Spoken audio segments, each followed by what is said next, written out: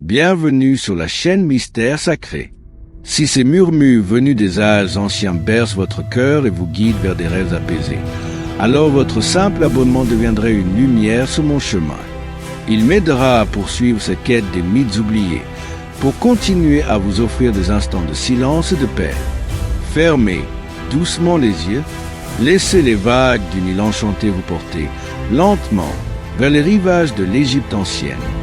Avant le début des temps, avant les pharaons et les pyramides, une lumière jaillit du néant. Cette lumière, c'était Ra, le dieu du soleil, le créateur, le roi des cieux. Depuis les premiers souffles du monde, une lumière s'est levée au-dessus des sables et des eaux. Cette lumière avait un nom, Ra, le dieu solaire, créateur des mondes, gardien de l'ordre et de la vie. Dans le cœur de l'Égypte antique, il n'était pas simplement un dieu, il était le souffle sacré du jour. Selon les anciens Égyptiens, Ra naquit du Noun, l'océan primordial, source de toute vie. Il créa le monde par le simple pouvoir de sa volonté. Il nomma les choses et par le verbe divin, fit naître la lumière. C'est lui qui fit apparaître Chou, l'air, et Tefnou, l'humidité. Puis Geb, la terre, et nous, le ciel. Le cosmos venait de naître. Selon la cosmogonie d'Héliopolis, Ra est né du Noun, l'océan primordial, avant tout, avant même les dieux.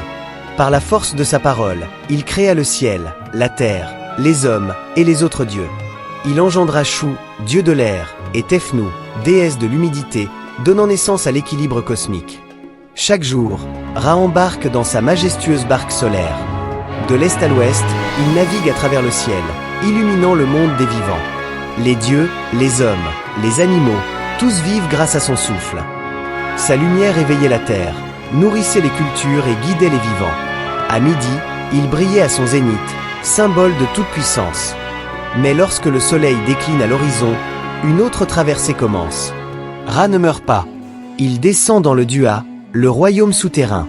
Là, dans les ténèbres, commence un périple dangereux, une guerre éternelle. Mais lorsque le soleil déclinait, Ra n'avait pas terminé sa mission.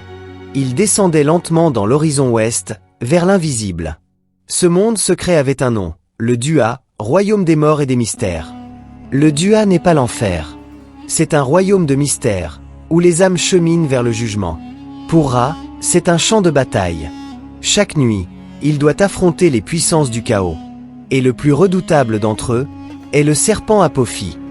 Chaque nuit, Ra naviguait à travers les 12 heures du monde souterrain, accompagné de dieux et d'âmes justes. Dans l'obscurité absolue, il affrontait des épreuves, des pièges.